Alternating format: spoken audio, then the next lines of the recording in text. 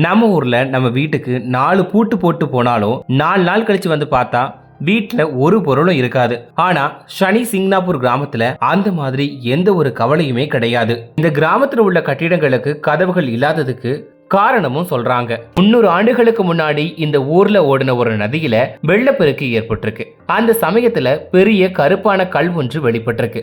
அந்த பக்கமா போன ஒருத்தர் அந்த கல்ல குச்சியை வச்சு அழுத்திருக்காரு. உடனே அந்த கல்ல இருந்து ரத்தம் அடைஞ்சிருக்கு. அன்னைக்கு இரவே ஊர் தலைவர் கனவுல சனி பகவான் தோன்றினாரு. அந்த கருங்கல் தான் என் சிலை, அதை வைத்து வழிபடுங்கள், நான் உங்கள் ஊரை காப்பாற்றுகிறேன். ஆனால் அதற்கு ஒரு நிபந்தனை, என்னை கூரை வைத்த கோவிலில் வைக்க கூடாது, கதவுகள் வைத்து என்னை அடைக்க கூடாது, விசாலமாக திறந்து வையுங்கள், உங்களின் பாதுகாப்பை நான் பார்த்துக் கொள்கிறேன் என சொல்லியிருக்காரு. அன்னையிலிருந்து ஊரின் நடுவே அந்த சனி பகவான் சிலைக்கு பூஜைகள் நடத்தப்பட்டுச்சு.